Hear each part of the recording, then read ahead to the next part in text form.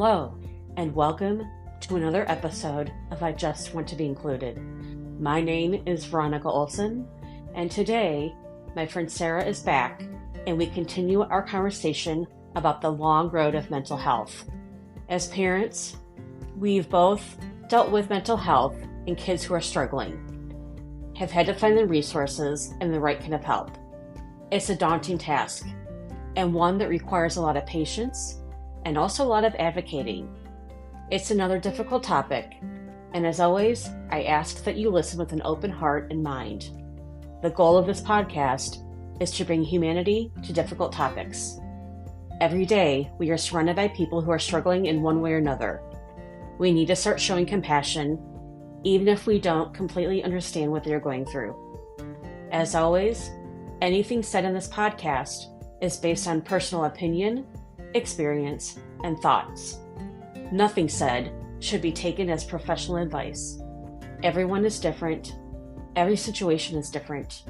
Please always look in your community for professional help to deal with whatever issues you or your family might be facing.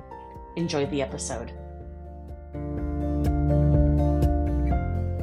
Sometimes, you have to get schoolwork done. It has to get done, and they're just like, can't deal with it, and so what do you do at that point? Is it me calling up the school and talking to teachers? Again, with my last kid, I finally learned that's the right thing to handle. Yeah. Communicate to teachers so they know. Not that they have to give, exceptions, to miss assignments or whatever, but just know this is what's going on behind the scenes. Yeah. We're aware of it, but just know. Have you had those conversations? I have with school within the past couple of years. Not by choice. Right. But it became a point, which I'm so thankful that I did, because it was a bullying type situation. And it wasn't until I got a phone call, because my child with anxiety and depression doesn't say anything. And this kid was actually physically harming her inside the school. Wow. And it was a principal calling me. I just want to make you aware, this situation happened at school. Don't know if they've told you. And I'm as a parent, I've had a lot of those, I seem like a really bad parent because I'm clueless, but I have a child who just does not communicate things and just keeps things very close to the vest.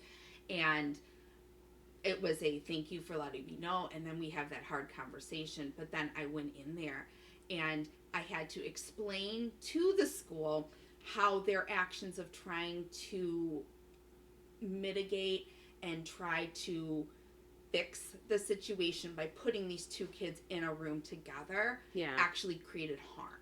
Right. And I had to open up to the fact that this child self-harms. Yeah. And this has only made things that much worse. Right.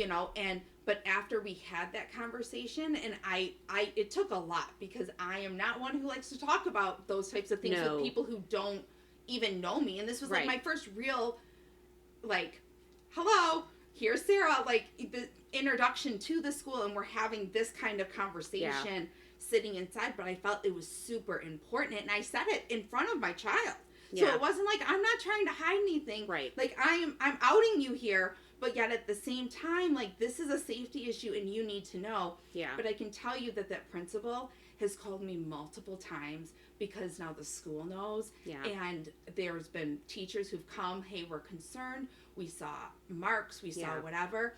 Whether they were old or whether they were new, the fact they picked up the phone and were like, hey, I think you need to know, in the big scheme, better. Yeah. If it turns out to be nothing and they're old scars, fine. I'm okay with having that conversation. Right. That maybe creates a little bit of conflict at the home with you don't trust me, we type thing. But at the same time, I would rather be having those conversations than possible conversations that weren't able to occur because no one knew. Yeah. And I remember there was an incident where one of my kids had reached out to a teacher about threatening to self-harm. And I was called into the school because I had to sign paperwork. So I'm in the principal's office, and I eventually just break down into tears. Right? Because something that you don't want to talk about, and all the difficult stuff, all of a sudden you have to talk about. and face. And it is incredibly hard. And you're putting a lot of trust into the school administration. Right. You know, the principal, the secretaries, the teachers, whoever that you're dealing with. It's a lot of trust, you know, to say, this is a problem. I know it's a problem. We're going to try to figure out how to deal with it. But that was a low point for me to have to. I did not ever expect myself to be in a principal's office in tears. Right. Oh, yeah. That was not on my list of, oh, this is what you're going to experience as a parent. And I got to check the box. Yeah. But I have learned since that communicating with staff is so important. And it's not going in there and demanding things. It's not about, you know, forcing, you know, them to make accommodations for your child. It's just communicating and saying, hey, this is what's going on. You need to know. We're working through it. If you see something that bothers you, please call me. Yeah. If something happens on our end, I'll call you. Yeah. And just make them partners. Because your kid is at school several hours, 5 days a week for the school year. Yeah. And so whatever you can do as a parent to create partnerships benefits all of you. It puts you in a better situation. You're probably going to hear better communication. The staff is in a better position to help and to say things. It just makes it better for everybody. But again, that's something I learned the hard way. Yeah, absolutely. And I remember sitting in this principal's office and talking about a situation that had happened prior to this. I think it may have been like the previous school year. And, you know, me talking about how much my child struggled with what had happened at school. And the principal was like, I had no idea. We just figured she was fine. You know, and so my gut instinct back when this incident happened was to march to the office and have it out with somebody. I did not, because that's not my go-to. Right. But it was a learning lesson for me. The school assumes everything's fine unless they hear otherwise. Correct. And so I was like, all right, we're not doing that anymore. You know, and luckily this wasn't a situation where anyone got hurt. This was not that kind of thing. But communication is huge. And your kids sometimes don't know how to advocate for themselves. They just don't. And they're really good at hiding. Yes. Like, our kids have become, and that was one thing that I realized very quickly, back when my oldest was in, like, 1st and 2nd grade, like, we're good at telling people what it is that they want to hear. And if I can perform and I can do things to make things seem that things are okay, it's harming them, but they know how to work the system. And I think that's, like, a big thing, is, like, these kids are smart. And if they're uncomfortable, and at least in my situation with a very kind of introverted child who doesn't want to draw attention to themselves, like, that is one of those things where it's just easier that way, and they learn very quickly what to say, what to do, to just kind of blend and not to be, like, in the spotlight in any single way. Not to get any unwanted attention. And to be fair, we train kids to do that from day one of preschool or kindergarten. Yeah. We train them, if you just do what you're told to do and don't step outside the box and don't cause me any problems and don't question everything, then you're a good student. Right? And so we kind of set kids up for that very early on, and don't tell them how to deal with things, you know, when they come up that's outside of, you know, that traditional box of what a good student looks like. And so that definitely gets hard too. One thing that I've had to deal with, and maybe you're starting to deal with this, is the realities of HIPAA and having older kids. Yeah. Because it's funny how, from a medical perspective, a government perspective, you know, they like to call our kids adults at 17, 18. My experience, not so much. Not so much adults at that point. And especially when they're dealing with mental health and you're not involved, you're more than likely paying the bills. Well, if they allow you access to the bills that they expect you to pay. Because the wonderful thing with all of these online portals now is all that stuff gets sent to your child. Yeah. And you, even though you're like the proxy, even though you're the guarantor on that account, you don't get the bills. Yeah.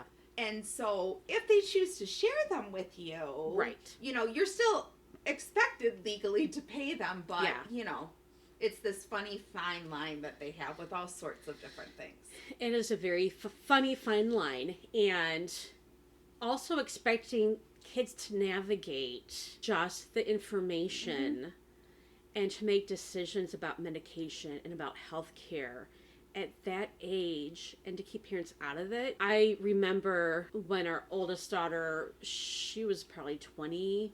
She wasn't living at home at the time, and I found out she was on 4 different medications. It was like an antipsychotic, an anti-anxiety, like there were 4, and I was like, whoa. When did that happen? Yeah. That seems like a lot. For I know you have issues you're struggling with, but that seems like a lot. I was shocked, you know, and we were paying for it. Right, yeah. At least, you know, insurance was. This kid may have been paying co-pays on it, but just the kids are put in situations where they get to make decisions about medications. Yep.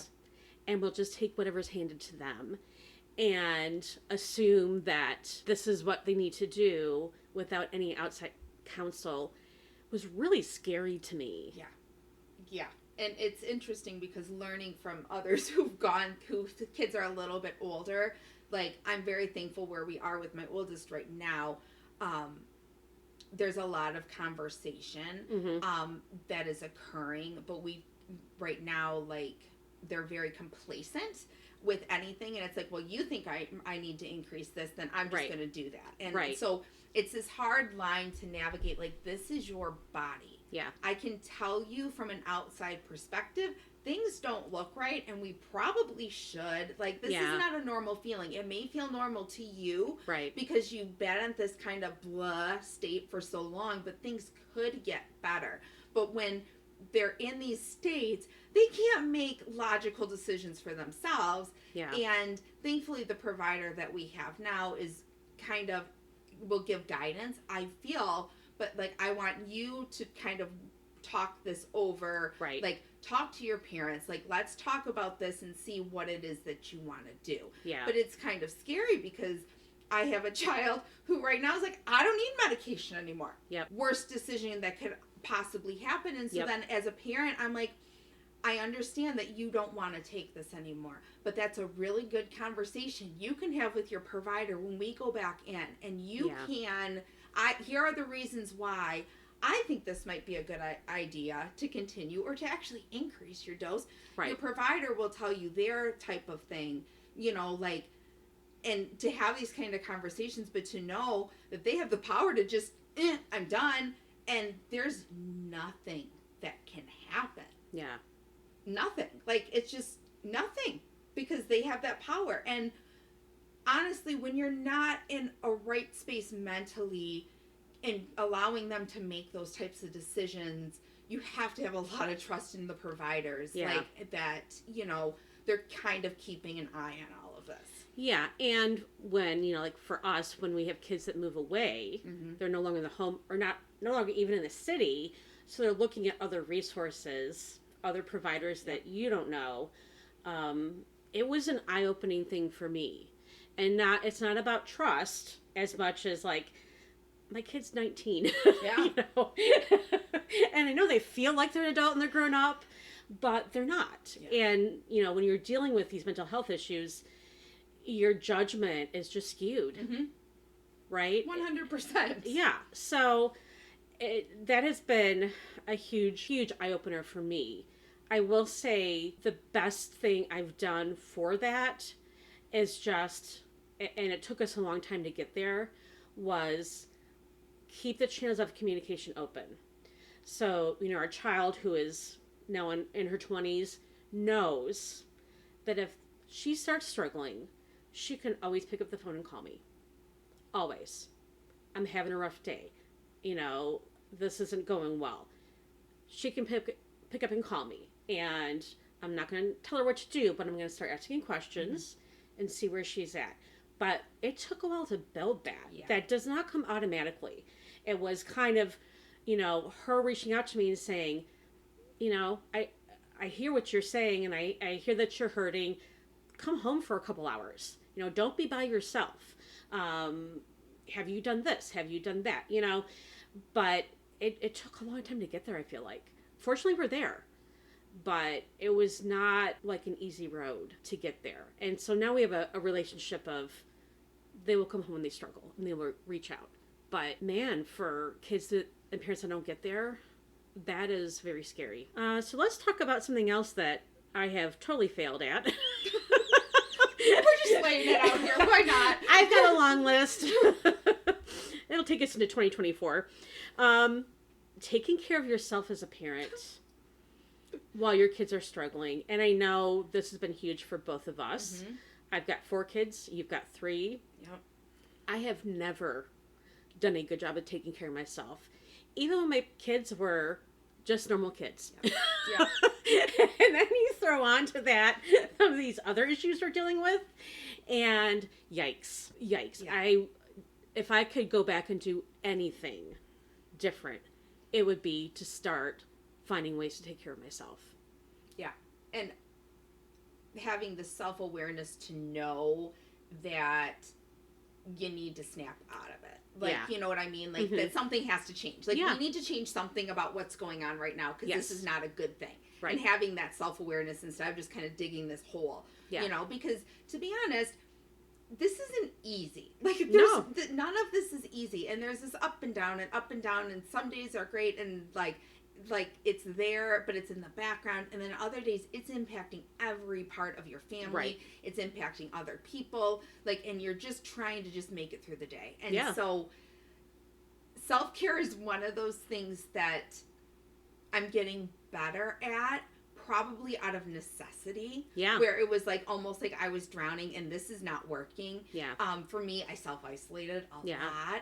Because who wants to be around me? I don't even like being around me right now because none of this is good. And so for me, I'm getting better, but like I'm trying to even just do like daily things. Mm-hmm. So like I get up crazy early in the morning. It's not my favorite thing to do, but I get up super crazy early in the morning because I need the quiet. Before the chaos, before everything else, I need the quiet. It kind of just grounds me for the day. Yeah. And then once everything is kind of done before working, like I walk every single day. Yeah.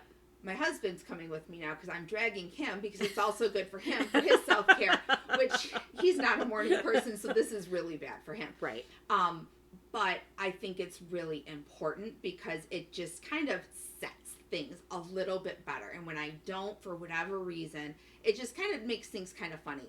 But it took a very long time to realize that. And, like, he's even said, he's like, I don't know why, like, a walk just, like, makes you so happy in the morning. But it does. It's just, it's something, and it seems stupid. And if we want to call that self-care, but I think it's just kind of understanding to get out of, like, that funk and just to kind of get out and appreciate nature. For me, it's a very grounding, very kind of like humbling type thing that just kind of sets me on the right path. Doesn't mean I'm going to stay there all day. Right. But, you know, just and finding those types of things. Or like, because I think the pandemic was so good at isolating all of us so much, like forcing to go out, to get out of the house, to see people, even if it's for a short period of time, just to do something. Like, this day and age, things are so easy. I mean, I order my groceries. I will admit that. I do too. You know, and it's, for me, it's a lot easier just with everything that needs to be managed. But at the same time, like, it's even more isolating because you're not out as much. I mean, driving up to have someone put things into my car, super convenient, but at the same time, like, it just kind of almost you're not interacting with other human beings. Right. It feeds that. And so, like, trying to be intentional with that is, like, been super important. And, you know, just kind of trying to find human interaction in other ways and outside of people inside my household. Yes. Super important. Very important. Very important.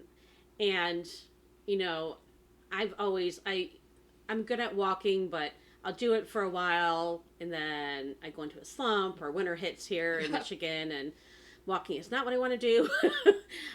So I've been up and down in this a lot over the years. And it's been interesting the last year.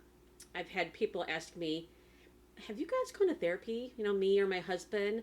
You've dealt with an awful lot. And I'm like, no, why would I do that? Who has time for with that. Therapy? Do you know how much money I'm shelling out for therapy a month between 2 kids? I don't have time or money for that. But I had enough people say it to me where it was like, all right, there's something here because I've just been going and going and going and going and going. And you go to where you can't go anymore. Mm-hmm. And then that's not good for anybody, right? So I was like, all right, this is something I'm going to change. It's something for me. It's taken me way too long. I wish I'd done it 15, 20 years ago, to be honest. But here we are, I hit one point probably a couple of years ago where I just felt like I was going nuts. I sent one kid to a dentist appointment that didn't exist. Like all these things that normally I have in my head organized straight. Everything was just like crazy. And I felt like I was going nuts. And so I found myself sitting in a doctor's office going, I feel like I'm losing my mind. She's like, well, tell me about that. And I start listing off everything I've done with my house. And she's like, yeah, so I think some medication might be good thing to try here, But sometimes you need that outside person to tell you, you need to do something different. Yeah. Because when you're inside of it, it's hard to see. And all you can see is keeping everybody going and getting through the day. Mm-hmm. That's it. That's the goal. And then when I have people from outside going, have you ever thought about therapy? Yeah. Are you tired of me talking to you? Am I unloading on you too much? But it is fair to say, hey, wait a minute. You need someone objective. Yeah. You really do. And it's hard. For me, it was hard to admit that. Because I felt like, I've got this. Everyone's where they need to be, and we've got this, And am I, hanging by a thread? Yes, but we've got this. Yeah. So I have started taking care of myself as well, but it's been a very slow go, and it's been off and on. Do it for a while, and then something happens. Yep. And then I'm sucked into somebody else's problem, and that's all I'm seeing and dealing with. And so it is just a roller coaster. Yeah, and it's not easy. No. It's not easy. And I think it can be very overwhelming because the last thing you can think about doing is taking care of yourself. Yes. And in the reality sometimes in my life is I'm just trying to make sure that my child is alive to the next day. Yeah. And so the reality of then thinking, okay, well, I should schedule this for myself, or I should try to do this, or, that just is even that much more overwhelming. Yep.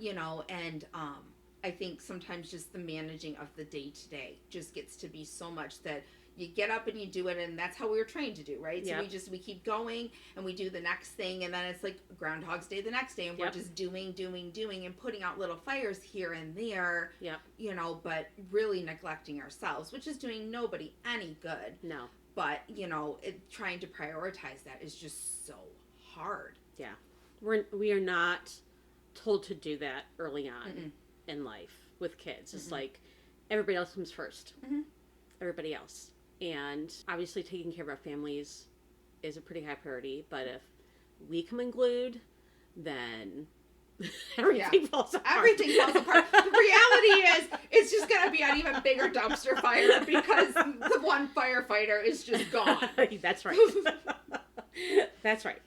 One of the things I wanted to kind of just talk about too is, there's a lot of struggles here, but also I have seen, and hopefully you're starting to see it with your kids, there is some hope here. Mm-hmm. It will get better. It'll get better for a while. Mm-hmm. And then they'll have a crisis. Yep. And then they'll move back home for 3 months. Not speaking from experience or anything. Not at all. Then they'll go back out into the world and they'll be fine again. So there is hope. It's just understanding that there's a long road here. Mm-hmm. And the reality is, most of us who have dealt with depression and anxiety, we've dealt with it for decades. And so understanding that your child, you can go through all of the legwork of getting the right providers, medication, therapy, everything that you feel like you need to do, okay? But you only have so much control over it. Yeah. Because they need to figure out what works for them and how they're going to care for themselves. And you just need to be there to help them and support them. There's hope there, but it's also going to be like 2 steps forward and 1 step back. Yeah. That's kind of how I have seen it play out with my kids. And so I have just, our house is open to you. It's kind of how I've done that, right? If you need to come home and spend a weekend, come home and spend a weekend. It's okay. If you're struggling, it's okay. You can come home and struggle here. This is not a place where we're going to judge you or we're going to, tell you what you need to do. You can come here and struggle. But, it's kind of this balance of like having hope, but also just being aware that this is not going to go away. Probably ever. Yeah. And giving your kids the tools and resources and the support so they can admit when they're struggling. Yeah. Because I think even when I was growing up, admitting that you're struggling was not a popular thing. Oh, no. No. No.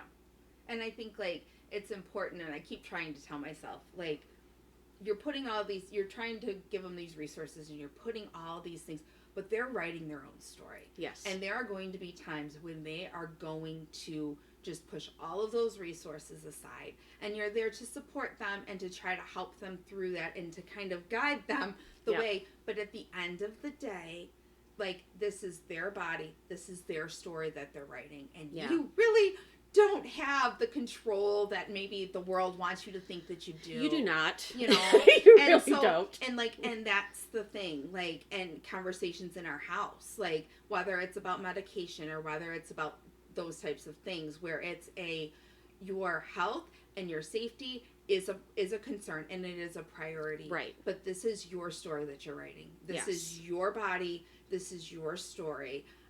You're gonna figure it out one way or another. You're gonna figure it out. Are we gonna make mistakes along the way? We're all gonna make mistakes. Yes. We're human. You will make mistakes. You are going to. We're gonna have these ups, these downs, and everything else. But at the end of the day, like, you are in control of this. Yeah. And you do have a say. Because I feel like almost sometimes, especially as they start to get older, they're vying for control, like, in some way. Yeah. And they want that control. And as a parent, when you're dealing with mental health issues, it's really kind of hard sometimes to, like, not necessarily relinquish it, but to let them kind of go through this, where this decision that we're going to make, whether it's quitting therapy, whether it's doing these things, not in your best interest. Right. But if you're just not at a point right now and it's getting too hard, okay, let's maybe try something different. But it's your story. Like, you're writing this. Yeah.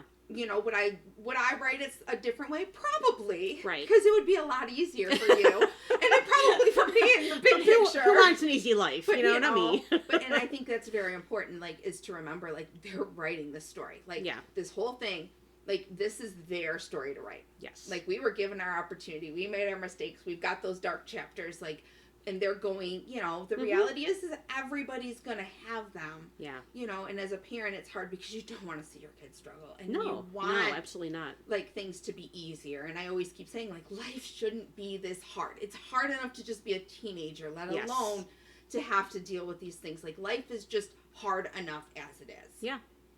And it doesn't seem fair, but at the end of the day, life isn't fair. It is not. And it's just kind of having the hope that it will get better, but knowing and having the reality of the fact that there are going to be mountain high experiences, and then you're going to be in a valley sometimes. Yeah. And, I think setting that reality for them as well from a parent, so the valleys aren't as low. Right. I think is super important as well. Yeah. And one thing I've learned too is, as a family unit, to be open and honest with what people are struggling with. We are not talking about anybody behind closed doors. Right. Yep. If there's a diagnosis, if there's a crisis, if there's a problem, it's shared information because we all need to support each other. And we had a situation a few months ago where we had 2 kids move back into our house on the same day, which was fun. And I had to tell everybody needs patience with each other. Everybody's struggling with something. Yeah. It's not exactly the same. It's going to be adjustment for everybody in this house.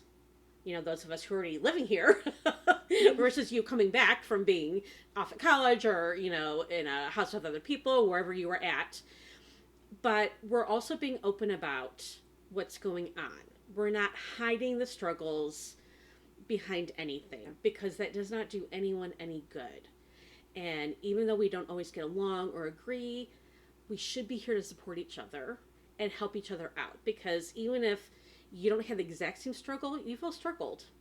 So you should have some sympathy for one another, you know, and some empathy, and be able to reach out and support each other in some way, shape, or form. Again, not an easy point to get to. Being at a point where you're admitting, you know, your sister's struggling with that, your sister's struggling with that, your brother's struggling with that. That was not a culture I grew up with either. Right? And so that was not an easy point to get to, but I also found it was necessary to keep our home how I want it to be. This open, safe place. Like, no one's hiding anymore. We're not doing that. Yeah. That's a waste of time and energy. I don't care what it is. Our home is here for you. Yeah. And I think there can be beauty in the ashes. Like, I've seen, well, the impact, like, that one struggle and mental illness has on everybody else in the family. I've seen in other children where they've risen up and they can identify, and how they relate to the world around them is completely different. Or Absolutely. Just even their self-awareness as a result of looking at something else. Like, there's beauty in that if you're not willing to hide it, you know, and to be open and to be honest about that, because I think then, like, there's just greater support for everybody, like, overall, and just in the way that you interact in the world around you, like, is completely different. Yeah, and especially with kids who are in school and are surrounded by other kids that are dealing with a lot of mental health issues. It is crazy to me how many kids are struggling with mental health issues in school right now. Of all ages and grades. And young kids. And so we need to put our kids in a situation where they are empathetic and understanding when possible, because when someone around you is hurting, they're hurting. And bullying and teasing and, you know, doing a lot of the things that I saw growing up, you know, just exasperates that. Oh, 100%. And makes it worse. And so we need to cultivate this feeling of, like, you know, we're here to help each other out. You know, like, school's not one big competition, which I think sometimes we make it out to be, right? 100%. And what can we do? What can students do to support each other? What can parents do to support? Because that exists in parent culture too. Yeah. Well, my kid got this grade. My kid did this. My kid did that. Awesome. My kid didn't get out of bed today. Yeah. My kid ate one meal today. We are doing great. I'm super happy for your straight A's and, like, your track to Harvard, but, like, we made it up out of bed today and we ate. So you know what? Yeah, that's we're going to take that win and go with it. 100%. And I'm excited, and I will high five anybody for that. Absolutely. One of my favorite phrases to say is, there's no winning, it's just surviving. Yeah. We're all just trying to survive. There's no winning. Because even if it looks perfect, it's probably not going to stay that way. No. It just isn't going to. So if things are going good, take it and refresh and reset. So when something else falls apart, you're good to go. Just wait for the wheels to fall off, because they will fall off. Will. Yes, they will. All right, Sarah, thank you so much for being here again and talking through this issue with me. Again, another difficult topic, but I think one that's so important in our country today with what we're dealing with. 100%. No one's alone in this. No one's alone. Absolutely not. Absolutely not.